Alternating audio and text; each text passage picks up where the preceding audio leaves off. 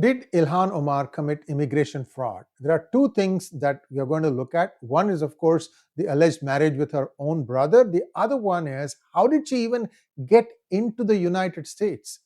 Either this is a crime or this is not. I just want this matter to be put to rest. I don't want Republican Party politicians just raking up Ilhan Omar's name just to try and, the Republican Party seems to use her only as a convenient political rod to try and create this fear of Islam.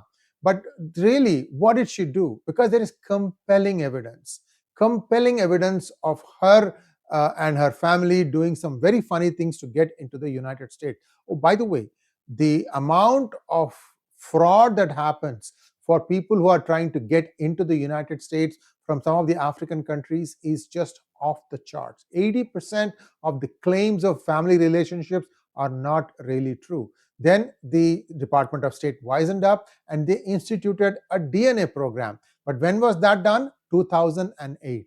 And when did Ilhan Omar come into United States? 1995. So a lot of stuff has happened. I'm just going to walk you through all the different things that we have discovered in our extensive research. My question here is, there appears to be a lot of data. Why is the FBI saying that they cannot prosecute Ilhan Omar? That's what I would like to know. If you think that you are not capable, or if that there is some other reason for keeping her this way because there is something else, quid pro quo, I just want this thing to be buried, because I don't like to just keep on saying that somebody has done this fault, that fault. Yes, there appears to be black and white information about this. Also remember, immigration fraud is for life. There is no statutory limitations on how long this is going to be. No 5-year limit, or after 5 years we can't. None of that sort. For life. So if something happened that was wrong, that was wrong. She was 12 years when she came into America. So maybe this was not her fraud, but her father's fraud. But what is the fraud? I'm going to talk to you about that. Please like this video, and if you have not subscribed to our channel, please do subscribe to our channel, and don't forget to click on the bell button for notifications and choose all. So the two big possible crimes of Ilhan Omar. Number one, how did some Elmis become Omars? Why the name change? This is the most interesting development that I have found. See, if you are an Elmi, you are an Elmi. Why change your name to Omar to get into the United States? And I'm going to draw the lines here and show you how this happened in 1995 and what was used. Was this a fake entry? If that's a black and white case, why isn't the United States government prosecuting this? I have 30 references, by the way. You can check it all out. It's listed in the reference links section of description. And did Ilhan Omar marry her own brother? Okay, so what happened? 1995, pre-asylum days. The father's name is 𝗔𝗠𝙑𝗍𝗔 Muhammad. There has to be a Muhammad in every name. Oh my God, it's so confusing. Anyway, so Elmis, he and two daughters, okay? Two daughters, Ilhan and Sahara. These two come and live with another family of Somali heritage called the Omars. Their key members are Ahmad Omar and Abdullahi Omar. So three members of the Elmi family, okay, father and two daughters. They come in and live with the Omars pre-asylum. They didn't get the asylum until I think 1997. That story unfolds in just a moment. The remaining, what happened to them? Here's the story. It is believed that there was a civil war, and 𝗔𝗠𝗑𝗙𝗍𝗔 Muhammad, who was a colonel there, he had to flee and he had to live in a refugee camp from 91 to 95 in Kenya. Now, what also has happened is many Kenyans claimed themselves to be Somalis and migrated to the United States too. So let's get back a little bit, look at her history. She was born in Mogadishu, Somalia in 1982, and Ilhan and her family escaped Somalia civil war and lived in a Kenya refugee camp between 1991 to 1995. In 1995, Omar family was granted asylum in the United States. They first settled in Arlington before relocating to Minneapolis in Minnesota in 1997. and Ilhan became a US citizen at the age of 17 in the year 2000. The requirement that you turn 18 doesn't apply in some cases, I guess.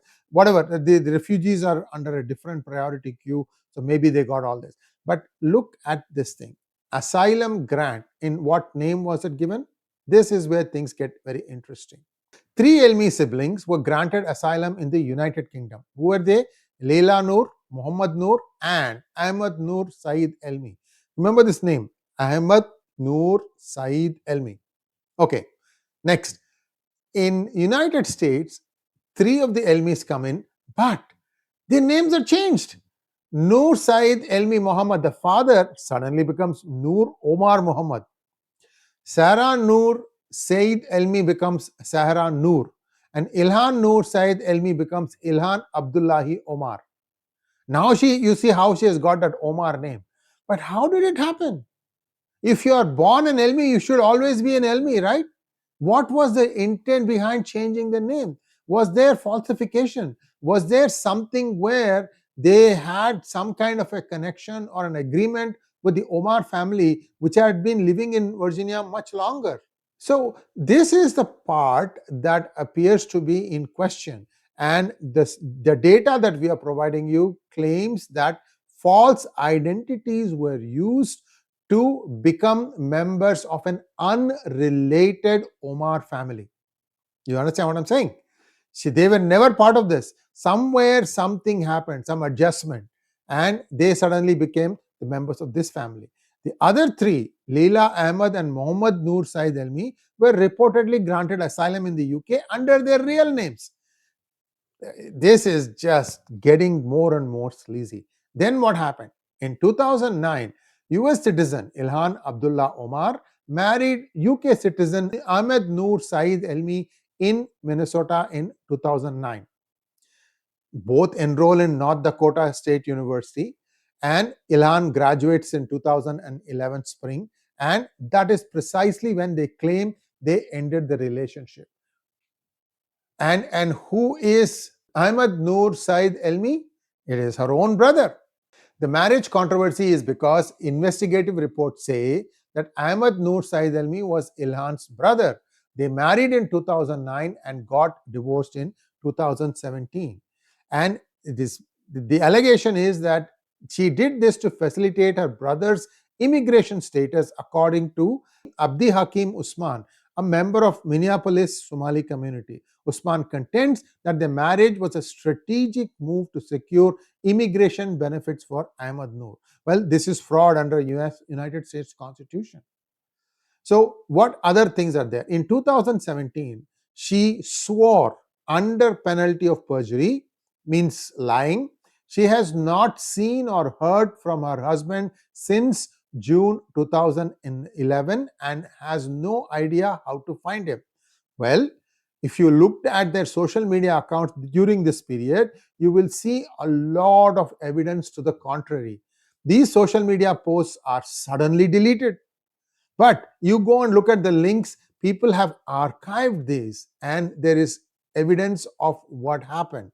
Ilhan could face a multitude of state and federal felony charges: immigration fraud, tax fraud, student loan fraud, marriage fraud, and more. So if there is so much evidence available, why isn't the United States government acting?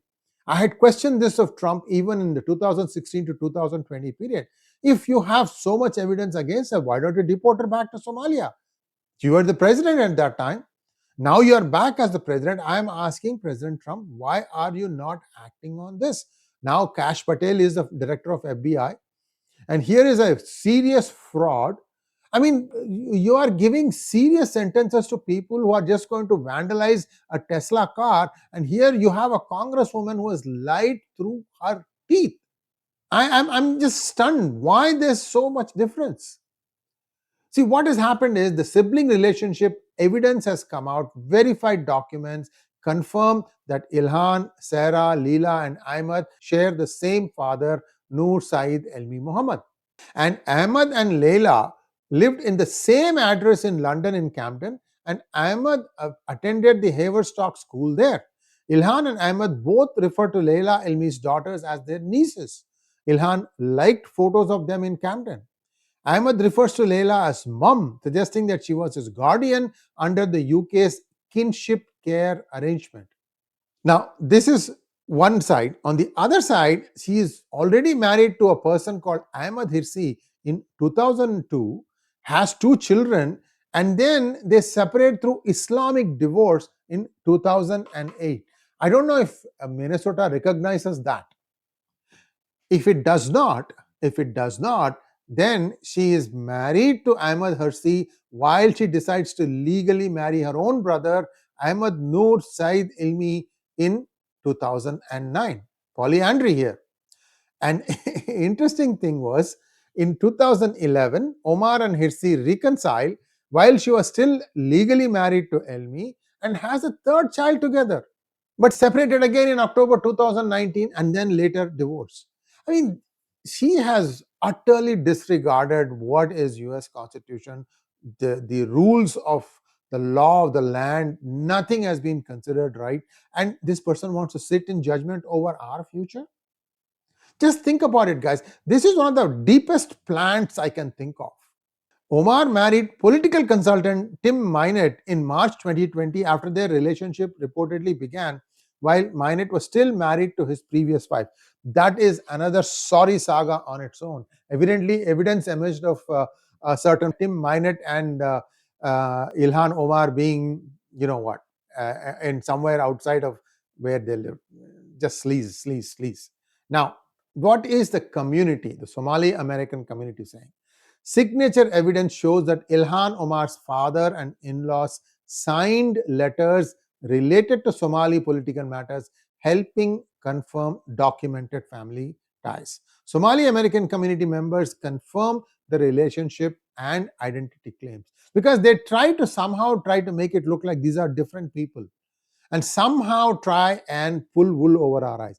Again, I'm saying there was DNA evidence that was obtained of her brother, the one that she married, and herself, and that data was ready with a Republican party person, and that person got arrested for something else. So somewhere somebody came in and tried to destroy the evidence. Even today, it's not too late. But the problem is that since she is a muckraker, she'll make a lot of noise in the assembly. Then you have the AOCs of the world, the Rashida Tlaibs, the cheerleading squad, they'll all make noise. And probably the Republican political leadership is thinking, it's a distraction that we should not have today. Maybe they'll revisit it at some other point. Definitely in the 2026 elections, definitely this is going to be raked. The Somali naming pattern show that all names involved follow traditional Somali conventions consistent with the Elmis family lineage. Essentially, what it means is that there has been a big fraud that was committed when these two came in 1995 under some other pretext. Somewhere, some new relationships were discovered, and if DNA testing was done at that point, then it would have become black and white. And even now, it's not too late. If the original Omar family survivors are there, you can still take their DNA sample and Ilhan Omar's DNA sample and see if it matches, right? It's easy. It can be done. It should be done. In 2019, Minnesota Campaign Finance Board, they found that she filed joint tax returns with a man who was not her husband. So this is again tax fraud. For that, I think the statute of limitations has run out. Maybe that she may not be getting prosecuted for that. Ilhan Omar faces allegations of immigration and marriage fraud, including claims that she married her brother to facilitate his entry into the US, potentially committing multiple federal crimes. So there you have it. All this stuff is right there in plain sight, and we still have to bear and listen to her telling all of us are stupid. Come on now, we are not that stupid, America. Let's act on this. Thanks for watching. Please like, share, and subscribe to our channel. Don't forget to click on the bell button for notifications. Namaskar.